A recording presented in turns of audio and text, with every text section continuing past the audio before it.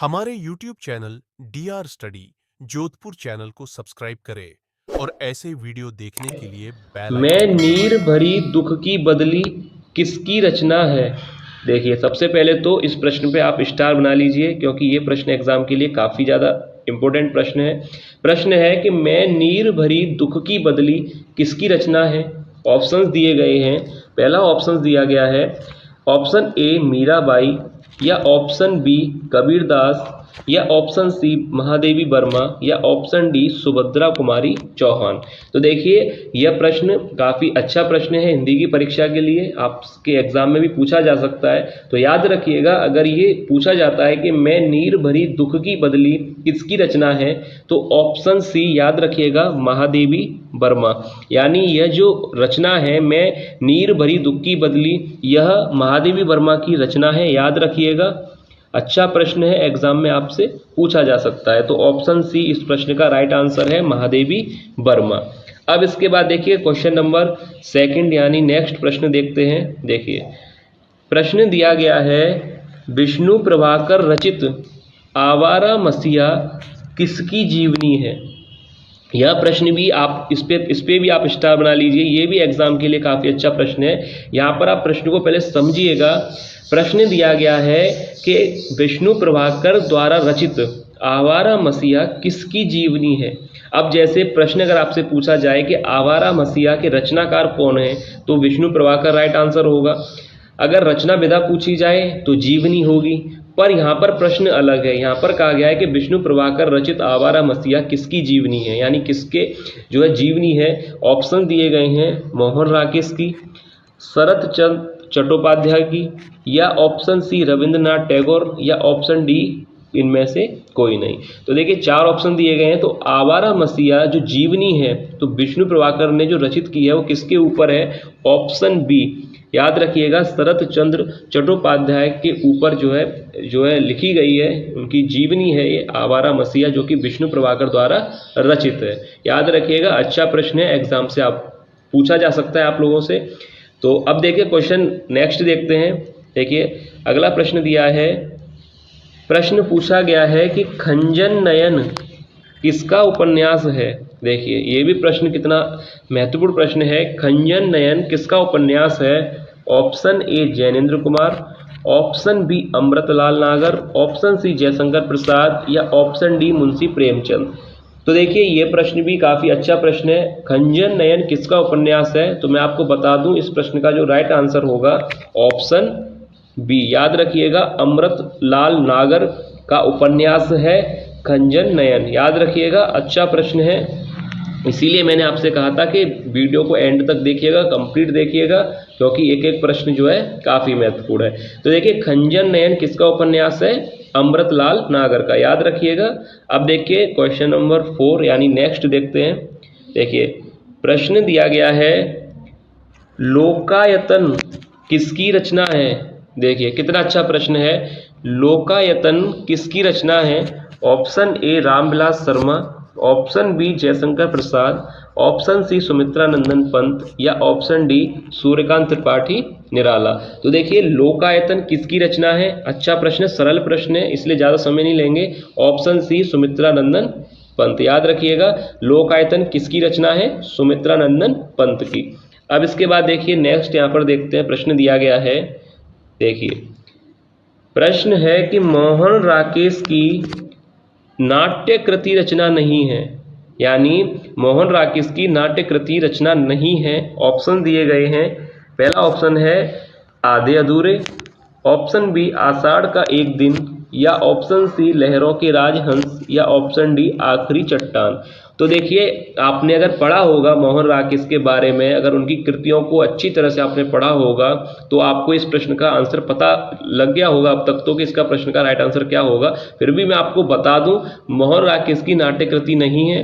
यानी अगर हम देखिए बात करें यहाँ पर आधे अधूरे की, तो आपको पता है कि आधे अधूरे जो है क्या है। आधे अधूरे यहाँ पर नाटक है जो कि मोहन राकेश का है।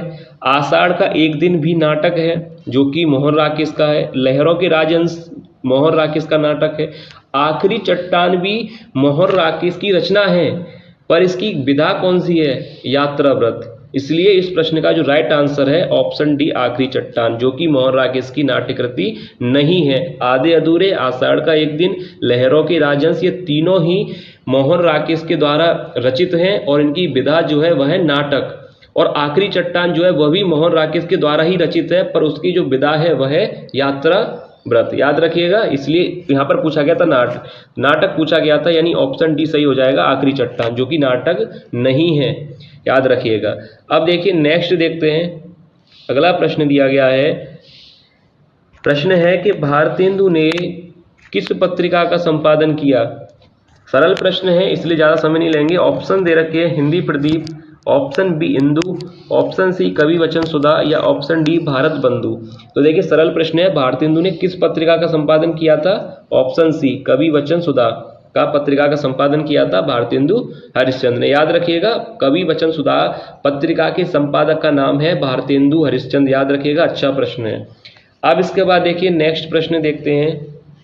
देखिए प्रश्न दिया गया है, प्रेमचंद के किस उपन्यास का पात्र सूरदास है। देखिए पहले इस प्रश्न पर भी आप जो है स्टार बना लीजिए, एग्जाम के लिए काफ़ी अच्छा प्रश्न है ये। प्रश्न है प्रेमचंद के किस उपन्यास का पात्र सूरदास है। अब देखिए ऑप्शन दिए गए हैं, गोदान, वरदान, ऑप्शन सी रंगभूमि या ऑप्शन डी प्रतिज्ञा।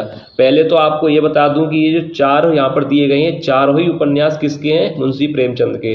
तो याद रखिएगा ये चारों नाम याद रखिए, गोदान, वरदान, रंगभूमि और प्रतिज्ञा। ये जो चार उपन्यास दिए गए हैं, चारों ही उपन्यास हैं और चारों ही मुंशी प्रेमचंद के हैं। पर यहाँ पर पूछा गया है कि किस उपन्यास का पात्र सूरदास है, तो इस प्रश्न का राइट आंसर हो जाएगा ऑप्शन सी, यानी रंगभूमि।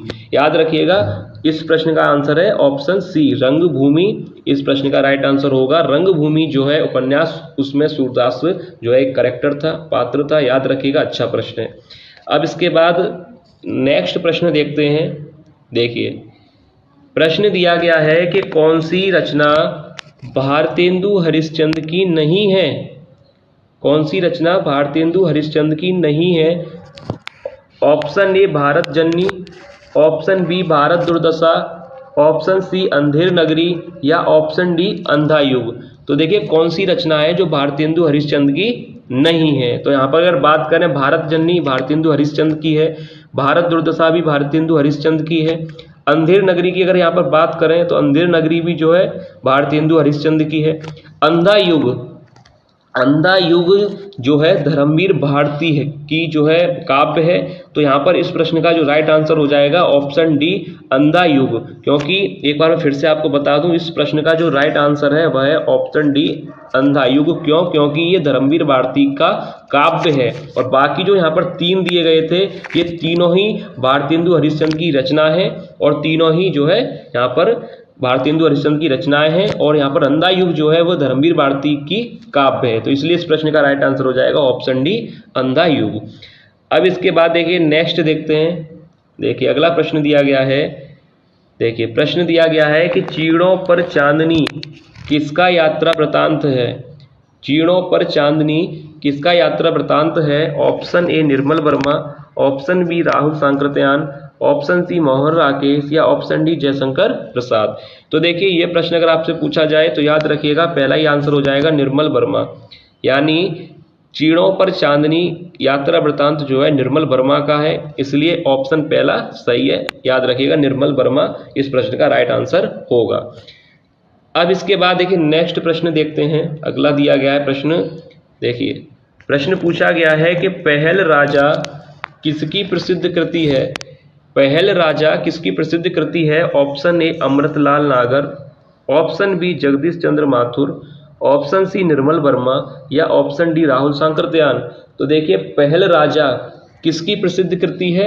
याद रखिएगा अगर ये भी प्रश्न एग्जाम में आपसे पूछा जाए पहल राजा किसकी प्रसिद्ध कृति है, यानी ऑप्शन बी जगदीश चंद्र माथुर इस प्रश्न का राइट आंसर होगा। जगदीश चंद्र माथुर, याद रखिएगा पहल राजा किसकी कृति है, जगदीश चंद्र माथुर की, यानी ऑप्शन बी राइट होगा।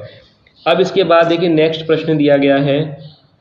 देखिए प्रश्न दिया गया है कि कौन सी कहानी, प्रश्न दिया गया है कौन सी कहानी जयशंकर प्रसाद की नहीं है। तो सबसे पहले तो आप इस थोड़ा प्रश्न को सही कर लें, कहानी की जगह रचना यहाँ पर आप लोग लिख लें, रचना कि कौन सी रचना जयशंकर प्रसाद की नहीं है। ऑप्शन दिए गए हैं कंकाल, या ऑप्शन बी तितली, ऑप्शन सी चंद्रगुप्त, या ऑप्शन डी कफन। तो देखिए अगर बात करें कंकाल, तितली और चंद्रगुप्त के बारे में, तो ये तीनों ही जो है रचना जयशंकर प्रसाद की हैं। तो यहाँ पर जो ऑप्शन डी दिया गया है कफन, वो राइट आंसर हो जाएगा, यानी कफन जो है जयशंकर प्रसाद की रचना नहीं है। ये किसकी रचना है? मुंशी प्रेमचंद की। याद रखिएगा ऑप्शन डी इस प्रश्न का राइट आंसर होगा। अब इसके बाद देखिए नेक्स्ट प्रश्न दिया गया है, देखते हैं अगला प्रश्न क्या है। प्रश्न दिया गया है कि यशपाल की कृति नहीं है। देखिए यशपाल की कृति नहीं है। ऑप्शन ए झूठा सच, ऑप्शन बी दादा कामरेड, या ऑप्शन डी दिव्या, या ऑप्शन डी तमस। देखिए कितना अच्छा प्रश्न है कि यशपाल की कृति नहीं है। 4 ऑप्शन दिए गए हैं, तो मैं आपको बता दूं कि झूठा सच, दादा कामरेड और दिव्या, अगर तीनों देखा जाए तो ये तीनों ही यशपाल की कृति हैं। तो यहाँ पर जो राइट आंसर हो जाएगा वह है ऑप्शन डी तमस। याद रखिएगा तमस जो है यशपाल की कृति रचना नहीं है। झूठा सच, दादा कामरेड और दिव्या तीनों ही कृतियां जो है यशपाल की हैं, तमस जो है यशपाल की कृति नहीं है। याद रखिएगा, अच्छा प्रश्न है। और आप लोग बताइएगा, अगर आप लोग वीडियो कंप्लीट देख रहे हैं तो आप लोग बताइएगा कि जो तमस कृति है वह किसकी है। यशपाल की कृति यहाँ पर तीनों है, झूठा सच, दादा कामरेड और दिव्या। तो जो तमस यहाँ पर कृति है वह किसकी कृति है, यानी उसके रचनाकार कौन है, आप लोग जरूर बताइएगा कमेंट करके। अगर आप यहाँ तक वीडियो तक देख रहे हैं तो आप लोग बताइएगा कि तमस जो है किसकी कृति है। अब इसके बाद देखते हैं नेक्स्ट प्रश्न दिया गया है। देखिए प्रश्न दिया गया है कि पृथ्वीराज रासो का रचना काल है। ऑप्शंस दे रखे हैं आदिकाल, ऑप्शन बी भक्ति काल, ऑप्शन सी रीति काल, या ऑप्शन डी आधुनिक काल। तो देखिए पृथ्वीराज रासो का जो रचना काल है, सरल प्रश्न है, तो देखिए राइट आंसर हो जाएगा ऑप्शन ए, यानी आदिकाल जो है पृथ्वीराज रासो का रचना काल है।